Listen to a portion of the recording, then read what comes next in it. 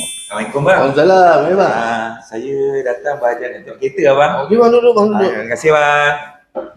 Okey bang, cik kereta ya. Okey, Kereta. tak apa, abang tengok dulu harga kat sini.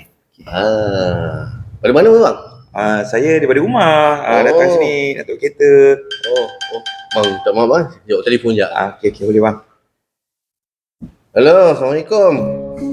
Waalaikumsalam. Kereta dah sampai dah. Apa? Gift. Nak apa? Printed? Nak commission? Bang, saya tak jual gift. Saya jual kereta bang.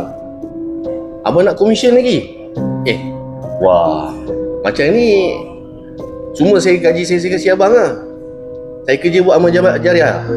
Bang, saya ni ada anak bini. Saya kerja ni cari makan untuk anak bini. Kalau semua saya kasih abang ni, apa yang saya tinggal?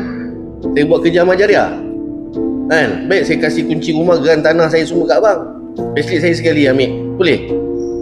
Apa bang, kita support Melayu sama Melayu, barulah bangsa kita boleh naik. Kalau ni semuanya kau nak cekik, apa yang orang nak barah? Macam ni punya orang pun ada lah. Okey bang, abang cek kereta apa bang? Minta maaf, kita sambung balik. Saya nak confirm ambil arus. Okey. Lepas tu saya nak 10%. Okey. Rebate ada 4,000 bang Ya ada. Okey rebate 4,000. Lepas tu free gift saya tak nak bang. Pergi tak nak? Saya tak nak bang. Betul ni? Minyak semua saya tak nak bang. Betul? Semua saya tak nak.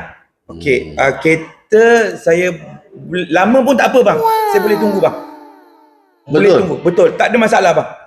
Okey bang. Baik. Saya tak nak pakai duit abang. Jangan risau.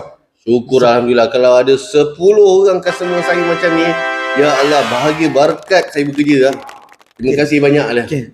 Alhamdulillah. Okey. Deal bang Baik, deal. Okey, terima kasih. Sama-sama.